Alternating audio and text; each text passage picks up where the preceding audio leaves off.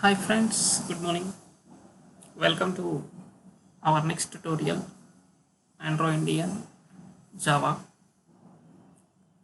In this tutorial, we will concentrate on features of Java.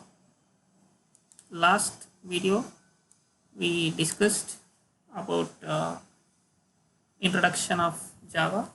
So now this is the second tutorial. So it's a features of Java. So what are the features are there in Java and how it can be we can see. So in Java there are multiple features. So it supports multiple features. So those all are we'll go through one by one. First one is simple. Simple. What is the meaning of simple?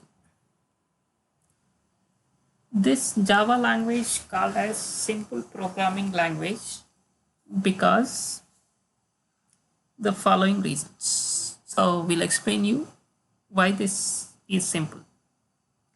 First reason for that, the syntax of Java language is similar to other programming language like C, C++. So therefore simple to migrate from other language. See, because this first reason for simple is it's a programming language. What we are writing the syntaxes, that syntaxes are similar to Java, C and C++. So whenever we want to migrate anything from the existing code, also it's a very simple. And the second reason is the complex topics like pointers, templates, etc. are eliminated from the Java. It is simple because in a Java there are most complicated things are pointers and templates. So those all are removed here. Those all are not there here in this. Whatever you want, you can create that. So because of that second reason, it is also simple. The third reason for this is in the Java language, the programmer is responsible for only allocation of memory. The deallocation of memory is done by garbage collector. So whenever we are writing in a C or C++, you are only the responsible for allocation as well as deallocation of memory. But here it's a only allocation of memory is done by developer and deallocation is done by automatically by the garbage collector. So because of these three reasons, it's a very simple. So what are the three reasons? The first reason is the coding is syntaxes is similar as other languages such as C and C++. The second reason is what are the complex topics which are there in a C and C++, that is pointers and templates, that those are eliminated here. And the next here is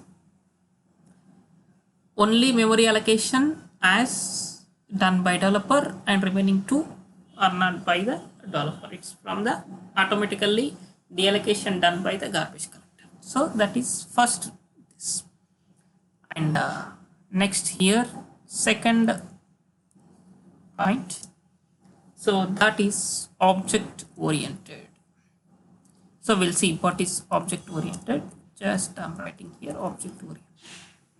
So object oriented, the language, the Java language is called object oriented language.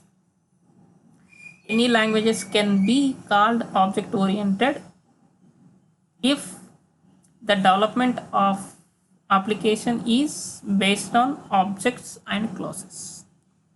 Because here we are developing this applications or programs using objects as well as the classes. What is object, what is class, we'll see separately. But because of that, we'll see we'll say this is an Java is object oriented. So here just I'll give small definition of object and class but clear definition we'll see in upcoming videos. Just simple here I'm giving this something here, object. So object is nothing but it's any entity that exists physically in the real world, which requires some memory called as objects. So it's a physical entity that requires some memory to allocate. So that is an object. So every object contains some properties and some actions. The properties are the data which describes the object, and the actions are the tasks or operations performed by that objects. Means that should be has something that can be performed some action. So that has that required some space, some memory allocation, that we call as an object. The next here in this we discussed about this class also. Why? Because of these two only we are saying this is an object oriented Java is. So a class is a collection of common properties and common actions of a group of objects. So a class is the collection of common properties and common actions in a group. A class can be considered as plan or a model or a blueprint for creating the objects. Means what are the objects are there, that objects I want to align in a proper way. If I align in a proper way, then only that can be executed in a proper way. So that we can call as a class. So for every class we can create any number of objects, and without a class object cannot be created. If you want to create an object, must and class should be required. Without class you cannot create an object. So that is like a class. Simple class is a simple example for this class is one student, one student. So objects in a class there are multiple students like Ram, Ramna, Raju, whatever it should be. So like those all are the objects. Class is nothing but it's a student. So Raju, Ravana, Ram, these all are the student names. Those all are physical entities because the person is there. So that is this. So because of these two reasons we are saying Java is object oriented language. So then next, third one, secured. Java is more secure language. Security is one of the major thing for the any programmatic language. Security is one of the most important principles of any programming language. The Java language contains inbuilt security programs by protecting the data from unauthorized usage. If any unauthorized usage is there, means while writing the program itself, it can handle the data securities inside itself. So that is the reason it's a more secure. Then next, fourth one we'll see this. Fourth one is distributed. What is the meaning of distributed? General meaning of distributed is spreading. So that is using the distributed feature, we can access the data available in multiple machines and provides it to the users. Just we seen in the last video, that is it's a web-based application. Anyone can access from any system. So that is the meaning of distributed. So using this Java, we can build distributed application. So if we use this one, what happens? Using this feature, we can improve the performance of the application by making the data more available and more accessible. Because see, in a one system, 100 members accessible means it will take 1 hour. But if it is an available and web-based, anyone can access from their own system. So it should take very less time to access and easy access, easy navigation. So that is meaning of distributed. And the next. So the next is this platform independent. Platform independent. What is platform independent? Platform is nothing but it's a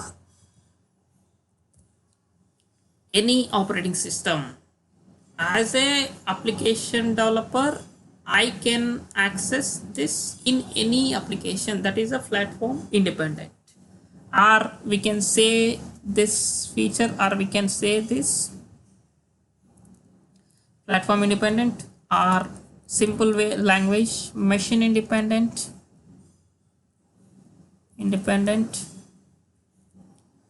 or we can say architecture neutral.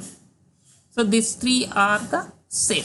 Some people will say as a Java is a machine independent, some people say as a Java as a platform independent, some people say as the architecture neutral, but by these three meaning is as common.